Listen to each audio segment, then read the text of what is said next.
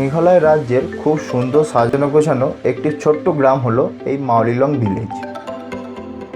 খাসি হিলের ওপর অবস্থিত এই মাউলিলং ভিলেজটিকে 2016 সালে এশিয়ার সবথেকে পরিষ্কার গ্রাম হিসাবে চিহ্নিত করা হয়েছে।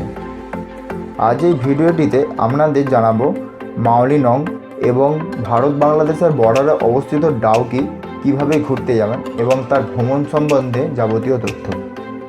আর আপনারা যদি এর আগে চেরাপুঞ্জি ভ্রমণ পর্বটি না দেখে থাকেন তাহলে ওপরের আই বাটনে ক্লিক করে দেখে নিতে পারেন। তো চলুন শুরু করা যাক। Here we go.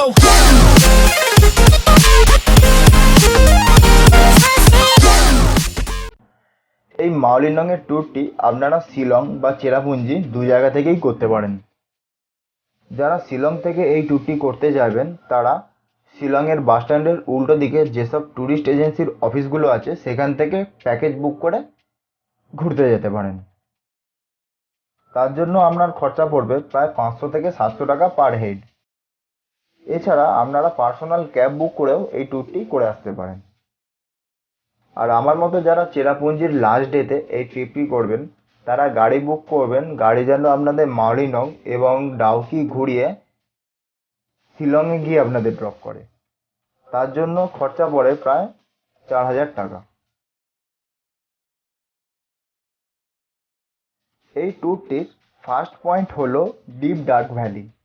এখান থেকে দূরে পাহাড়ের ওপরে ছোট ছোট গ্রাম এবং গাঢ় সবুজ রঙের গাছপালায় মোড়া পর্বতগুলিকে দেখতে খুব ভালো লাগবে।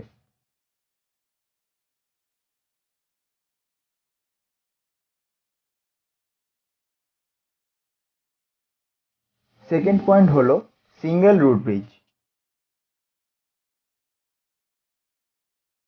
মেঘালয়তে নানা জায়গায় অনেক রুট ব্রিজ আছে, তার মধ্যে এই রুট ব্রিজটিতে যাওয়া সব থেকে সহজ, তাই ম্যাক্সিমাম ট্যুরিস্টরাই এই রুট ব্রিজটিতেই আসে।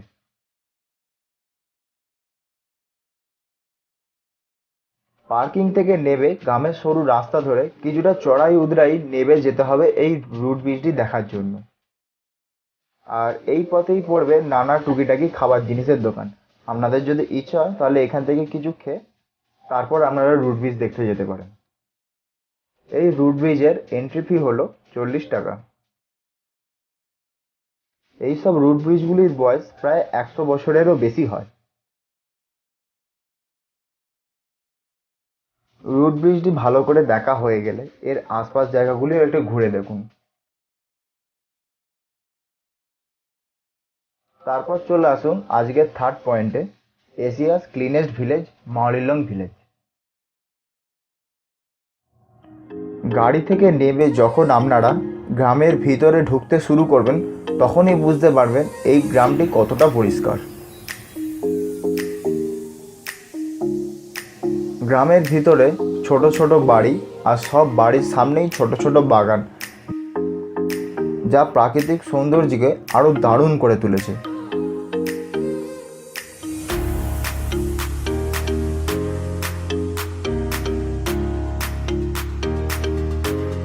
আর পুরো রাস্তার ধারেই প্রায় 2 হাত ছাড়া ছাড়া এরকম ডাস্টবিন দেখতে পাবেন, এগুলো বেতের তৈরি।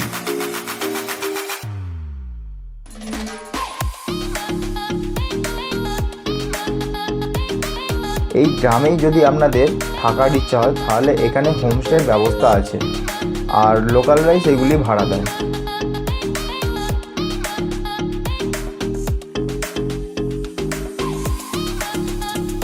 তারপর দেখে নিন ব্যাম্বো হাউস। আসলে এটির নাম হলো টাউন কগমেন্ট ভিউ পয়েন্ট। একটা গাছের ওপরে তৈরি একটা ছোট্ট বাঁশের ঘর, যেখান থেকে আপনারা বাংলাদেশ দেখতে পাবেন। এই ছোট ঘরটিতে ওঠার রাস্তাটা পুরোপুরি বাঁশ দিয়ে বেঁধে তৈরি করা হয়েছে। তো আপনারা যখন এই রাস্তাটা দিয়ে উঠবেন তখন আপনাদের দারুণ রোমাঞ্চ ফিল হবে।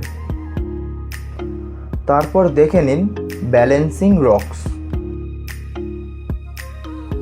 জাস্ট একটা ছোট পাথরের ওপরে একটা বড় পাথর ন্যাচারালভাবে ব্যালেন্সিং করে রয়ে গেছে।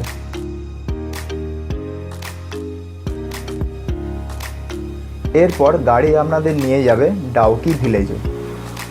ডাউকি হলো ভারত বাংলাদেশের বর্ডারে অবস্থিত একটি খুব সুন্দর ছোট্ট গ্রাম।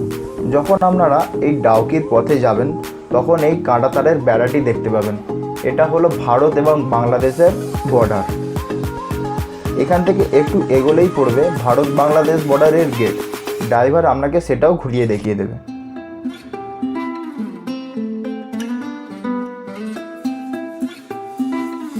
এরপর আপনারা যাবেন ওমঙ্গর রিভারে। এই রিভার টুরিস্টদের কাছে বিখ্যাত এর কাঁচের মতো স্বচ্ছ জলের জন্য। এই নদীর কিছুটা অংশ ভারতের এবং কিছুটা অংশ বাংলাদেশের। যেমন এই পাথরটা দেখতে পাচ্ছেন, এই পাথরের ওই পাড়টা হলো বাংলাদেশ আর এই পাড়টা হলো ভারত। তেমন ভারত এবং বাংলাদেশের মাঝখান দিয়েই বয়ে গেছে এই নদীটি। এই রিভারে আপনারা চাইলে বোটিং করতে পারেন এবং বোটিং করলে তবেই এর নদীর স্বচ্ছতা বুঝতে পারবেন। এখানে বোটিং করার জন্য প্রায় 700 থেকে 800 টাকা খরচা পড়ে প্রতি নৌকার জন্য। এখান থেকে নৌকায় করে নিয়ে গিয়ে আপনাকে একটা ছোট আইসল্যান্ডে নিয়ে যাবে। সেখানে কিছু খাবারের জায়গা রয়েছে। এখানে এই প্রাকৃতিকভাবেই কোল্ড ড্রিঙ্কস ঠান্ডা করে রাখা হয়। আপনারাও যদি এই কোল্ড ড্রিঙ্কস খেতে চান তো খেতে পারেন। তারপর ওখান থেকে আবার রিটার্ন নিয়ে চলে আসা হয়। এই আসা যাওয়ার পথটি মেন আপনারা এই নদীটিকে উপভোগ করতে পারবেন। এখানে যে নদীর নৈসর্গিক সৌন্দর্য আপনারা দেখতে পাবেন, ভারতে আর কোথাও এরকম সৌন্দর্য দেখতে পাবেন না। তো এইখানে ঘুরতে গিয়ে এই বোট রাইডটি একদম মিস করবেন না।